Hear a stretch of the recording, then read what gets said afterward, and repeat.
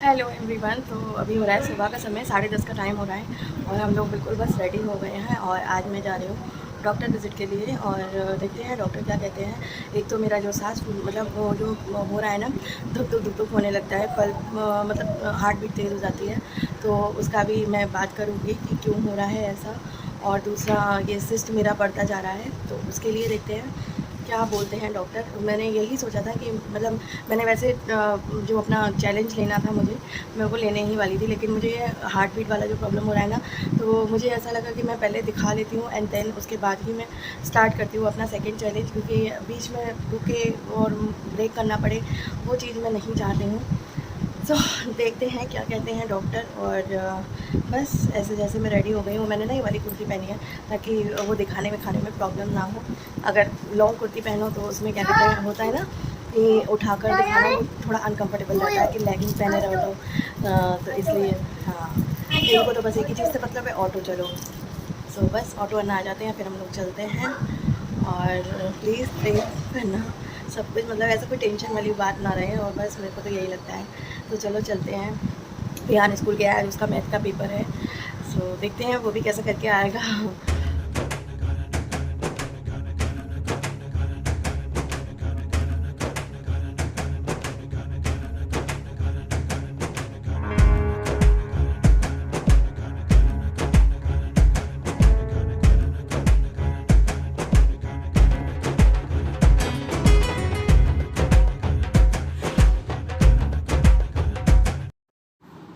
So friends, हम लोग निकल गए थे हॉस्पिटल के लिए। हॉस्पिटल हमारे घर से थोड़ा दूर था, तो थोड़ा टाइम तो लगता ही है। हमें जाने में ही अप्रॉक्सीमेटली आधा घंटा लगा था। तो हम ऑटो से गए थे, क्या कहते हैं, वैसे तो बस से भी फैसिलिटी है, लेकिन ऑटो में थोड़ा कंफर्टेबल रहता है और धचके कम लगते हैं। और मेरे तो वैसे भी पेन हो रहा था। तो हम यहाँ पर हॉस्पिटल में पहुँच गए हैं। एंट्रेंस बहुत खूबसूरत है, बहुत मतलब कामिंग है। ग्रीनरी बहुत अच्छे से बन रखी है। तो यहाँ पर हम लोग पहुँच गए हॉस्पिटल। अब वहाँ पर जो भी हमें मतलब फॉर्मेलिटीज़ करनी रहेंगी वो हम करेंगे। तो सबसे पहले हम लोग आए रिसेप्शन पे। रिसेप्शन पे एक फॉर्म वगैरह फिल कराया था, मतलब अपनी पूरी डिटेल्स वगैरह, क्योंकि हम फर्स्ट टाइम गए थे ये वाले हॉस्पिटल। ये हॉस्पिटल था एजी हॉस्पिटल। तो यहाँ पे हमको वेटिंग के लिए बोल दिया था कि आप थोड़ी देर वेट करिए, क्योंकि जो सर्जिकल डॉक्टर थे, सर्जिकल गैस्ट्रोलॉजिस्ट, वो क्या कहते हैं ओटी में थे। तो हमको वेट के लिए बोल दिया था, तो हम यहाँ पर बैठे हुए थे। यहाँ पर तक्ष ने इतना बदमाशियाँ की हैं ना, मैं आप सभी को एक्सप्लेन नहीं कर सकती। यहाँ से वहाँ भाग, फिर हम लोग ऊपर आ गए थे जहाँ पर डॉक्टर का केबिन था। तो हमको आकर 1.5 घंटा लगभग हो गया था। फिर तक्ष को थोड़ा सा भूख लगी, तो मैंने उसको दिया था बिस्किट। और ना बहुत ज़्यादा मतलब तक्ष परेशान कर रहा था। ये कह लो कि मतलब परेशान कर रहा था, या फिर उसका खुद का बच्चे का होता है ना कि मन नहीं लग रहा। तो देखो यहाँ पर भागा भागी खेल रहा था। अगर मना करो तो क्या कहते हैं, मतलब रो रहा था। तो फिर मैं वहाँ तक गया था, बाहर तक। फिर वहाँ से बिल्कुल भागता हुआ आया कि मम्मा है, मैं भाग कर आऊँगा। तो ऐसे ही मैंने कहा थोड़ा सा वीडियो बना लिया था फिर इसका। तो बस ऐसे जैसे ही टाइम पास किया, फिर बहुत इरिटेट होने लग गया था, तो वो बाहर गया था। बाहर से ये मेरे लिए फूल तोड़ कर लाया था, तो ये मेरे को बहुत अच्छा लगा। सो फ्रेंड्स, अभी हो रहा है मतलब दोपहर का समय हो रहा है, ठीक ठीक 4 बज रहे हैं। और आते-आते अभी जस्ट मैं आए, और क्या कहते हैं, मतलब आधा घंटा हुआ है। नहा धोकर आई हूँ मैं, क्योंकि स्कैन हुआ था, तो ना अजीब-सा गुई-गुई वो लिक्विड लगा रहता है, जेल जो लगाते हैं, तो बहुत इरिटेट हो रहा था मुझे। और टेस्टिंग हुई थी तो उसका भी निशान है। सो अभी तक्ष सो गया है, मैं आई हूँ यहाँ पर चाय बनाने, किचन पूरा फैला है। बिल्कुल हिम्मत नहीं हो रही कुछ करूँ, लेकिन काम तो करने ही पड़ते हैं। सो चलिए अभी मैं अपना काम कर लेती हूँ, और ये ब्लॉग मैं कल कंटिन्यू करूँगी। कल ही बात करूँगी, बहुत सारी चीज़ें हुई हैं, बहुत सारा सब कुछ है। पर आज हिम्मत नहीं है बिल्कुल भी। अभी मैं बस चाय पीऊँगी, चाय पीकर थोड़ी देर रेस्ट करूँगी। बहुत ज़्यादा थक गई हूँ, मेरी पूरी बॉडी ऐसी टूट रही है। सो चलिए मिलती हूँ आपसे कल। Hello everyone. तो ये जो ब्लॉग है वो मैं आज स्टार्ट कर रही हूँ और उसके आगे मैंने सोचा था अपना एक्सपीरियंस मैं आप सभी के साथ शेयर करूंगी, लेकिन मैं कोई वीडियो बना ही नहीं पाई उस टाइम। सो मैंने सोचा चलो मैं आज थोड़ा सा रेडी हुई हूँ रील्स के लिए, तो मैं थोड़ा सा आप सभी से बात भी कर लूँ। आज मॉर्निंग से थोड़ा अच्छा अच्छा भी फील हो रहा था, वरना तो अभी लास्ट वीक मेरे लिए बहुत ज़्यादा हेक्टिक गया है और ऑलमोस्ट मैंने 15 डेज से कोई भी ब्लॉग वगैरह नहीं बनाया, क्योंकि मेरी तबीयत खराब चल रही थी। मतलब तबीयत में भी खराब क्या, वहीं बस सिस्ट वाला पेन बहुत ज़्यादा बढ़ गया था। मैंने अभी 2 महीने बस पोछा लगाया है बैठकर और उसी में मेरी बैंड बज चुकी है। क्या कहते हैं, उसी के लिए मैं बहुत ज़्यादा परेशान हूँ। मुझे ऐसा फ़ील होता है कि ये मेरे को मॉपिंग करने की वज़ह से हुआ है, और वो भी मैं मॉपर से मॉप नहीं करती थी, मैं हाथ से मॉपिंग करती थी। तो वो मेरे लिए बहुत ज़्यादा मतलब काल बन गया मेरे लिए, मुझे ऐसा फ़ील होता है। देखते हैं डॉक्टर क्या कहते हैं। लेकिन मैं गई थी एजे हॉस्पिटल, बैंगलोर में काफ़ी मतलब फ़ेमस हॉस्पिटल है एजे। बट मैं वहाँ का एक्सपीरियंस अगर आप सभी से शेयर करूँ, मेरा बहुत बेकार एक्सपीरियंस रहा है। फर्स्ट ऑफ ऑल हमारी फुल मीटिंग हुई ही नहीं। एक्चुअल में जो मतलब जो ये सर्जरी के रिगार्डिंग हम मिलते हैं, उनको ओनली गैस्ट्रोलॉजिस्ट नहीं बोलते हैं, उनको हम बोलते हैं सर्जिकल गैस्ट्रोलॉजिस्ट। तो ये चीज़ मुझे पता ही नहीं थी, और इस वजह से मेरे को तो लिवर से रिलेटेड है या स्टमक से रिलेटेड है या फिर आपके गाल ब्लैडर से रिलेटेड है, तो हमको गैस्ट्रोलॉजिस्ट से कंसल्ट करना है। किडनी से रिलेटेड है तो हमें न्यूरोलॉजिस्ट से कंसल्ट करना है, या हार्ट से रिलेटेड है तो हमको कार्डियोलॉजिस्ट से कंसल्ट करना है। इतना तो मुझे पता था, लेकिन ये नहीं पता था अगर स्पेसिफिकली आप अगर सर्जरी के रिगार्डिंग अगर आप बात करने जा रहे हैं, तो आप सर्जिकल गैस्ट्रोलॉजिस्ट होते हैं, उनसे आप बात करेंगे। आगे वो कुछ और भी बोल रहे थे, तो वही है, हम वहाँ पर मिलने गए थे और उन्होंने इमीडिएटली मेरा स्कैन और 3-4 और चेक मतलब वो थी टेस्टिंग वो ली थी, और बोला कि आप ये करा के आइए। तो मैंने कहा एम्प्टी स्टमक कराना रहेगा, तो उन्होंने मना किया, नहीं ऐसा कुछ नहीं है। तो उसमें जो उसका स्कैन मैंने करा लिया था, टेस्ट के लिए मैंने दे दिया था, टेस्ट मिलना था वो 3 से साढ़े 3 घंटे लगते हैं उसमें।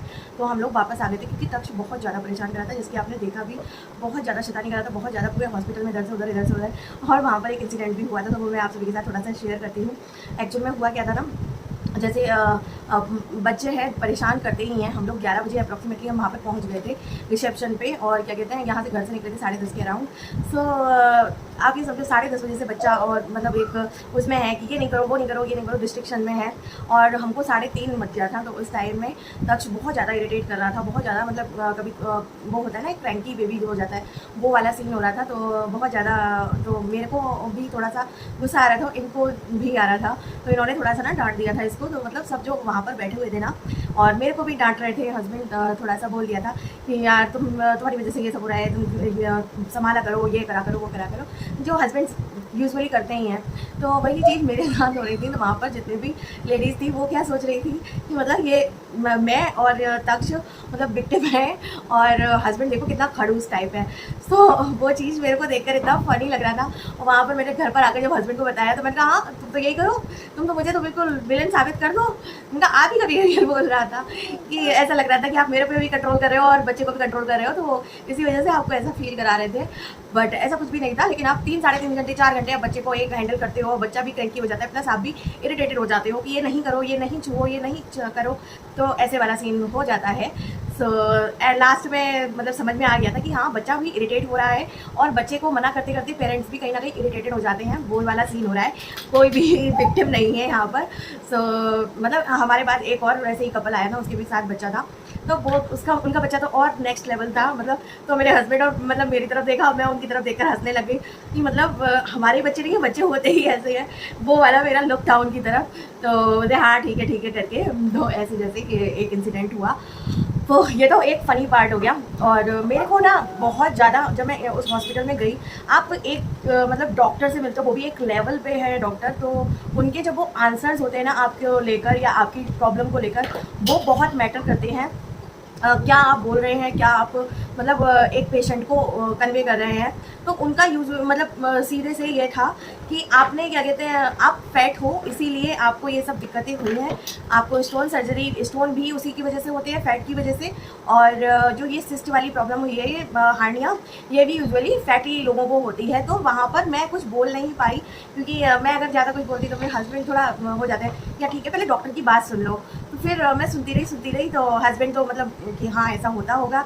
तो मेरे मन में एक चीज़ ये आया कि मतलब जो प्लस साइज़ लोग होते हैं उसको एक ह्यूमन बॉडी क्यों नहीं समझा जाता। मैं घर पर आकर मुझे इतनी गुस्सा आ रही थी उस चीज़ पर कि मतलब हर चीज़ उन्होंने मोटापे पे लाके खड़ी कर दी। आई नो फैट होता है तो मतलब प्रॉब्लम्स आती हैं, आई नो दैट कि हाँ आती हैं, लेकिन नॉर्मल बॉडी में भी प्रॉब्लम्स आती हैं। नॉर्मल बॉडी है जिनका, उनको भी ये दिक्कतें होती हैं। उनको तो ये, उनको क्या ये मतलब देते होंगे, मतलब हमारे अंदर ना तो हार्मोनल इम्बैलेंस होता है, ना हमको कुछ और होता है, ना हमारी कोई प्रॉब्लम हो सकती है, ना हमको कोई वीकनेस हो सकती है। कोई भी प्रॉब्लम मोटे लोगों को होती नहीं है कि वो इतना पत्थर के बने हुए होते हैं। कि मुझे ना ये चीज़ बहुत खराब लगी यार, मोटे लोगों के लिए हमेशा यही जजमेंट क्यों पास हो जाता है कि तुम मोटे हो इसीलिए तुम्हारे साथ ऐसा हो रहा है, इसीलिए तुमको ये प्रॉब्लम हो रही है। यार कितने ही दुनिया में लोग हैं जो पतले लोग हैं, उनको भी ये प्रॉब्लम हो रही है। मैंने तो कितने लोगों के नाम जानती हूँ, उंगलियों पे पता नहीं कितने लोगों का अपनी जान पहचान में बता सकती हूँ, जिनको गॉल ब्लैडर में स्टोन है और जिनको हार्निया वाली प्रॉब्लम भी कई लोगों को हुई है उनमें से।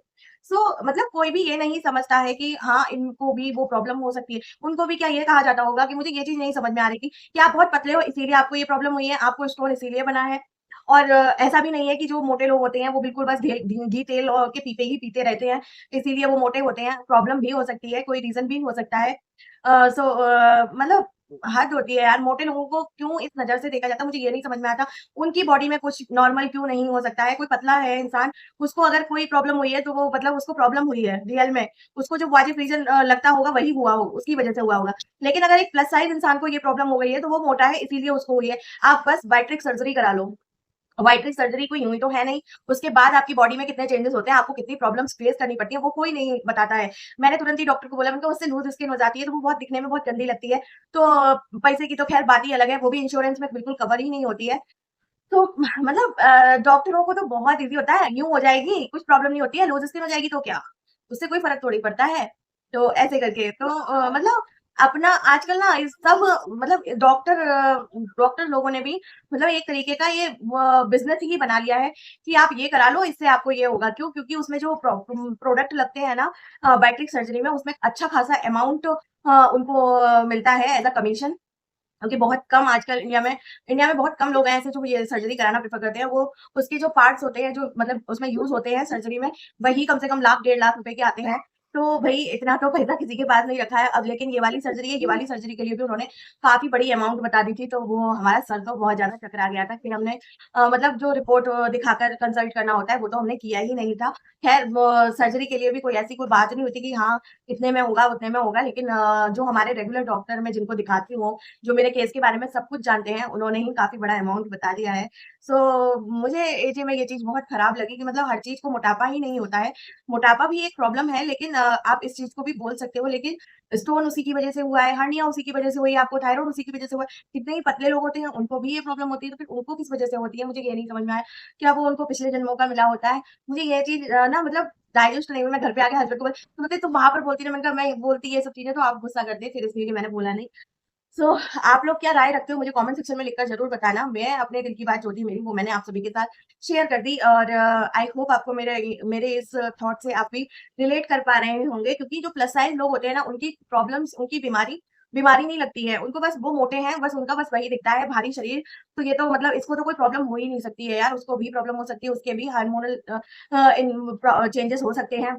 उसको भी क्या कहते हैं मूड स्विंग्स हो सकते हैं, उसको भी डिप्रेशन हो सकता है। बहुत सारी चीज़ों से मोटे लोग भी गुज़रते हैं। एक तो वो नॉर्मल ही ये चीज़ को बर्दाश्त कर रहे होते हैं। मतलब आप कहीं भी जाते हो, लोग आपको ऐसे देखते हैं, पता नहीं कौन-सा अजूबा, 7वाँ अजूबा आ गया है। जैसे मेरे फेस पे मेरे नाक की जगह मुँह लगा हुआ है, आँखों की जगह मेरे कान लगे हुए हैं। ऐसा कुछ मेरा फेस है। ऐसे लोग मतलब जज देखते हैं घूर-घूर के। पता नहीं क्यों मतलब प्लस साइज़ लोगों को नॉर्मल ह्यूमन की जैसे ही वो नहीं दी जाती है तवज्जो। उनको क्यों एक अलग नज़रिए से देखा जाता है।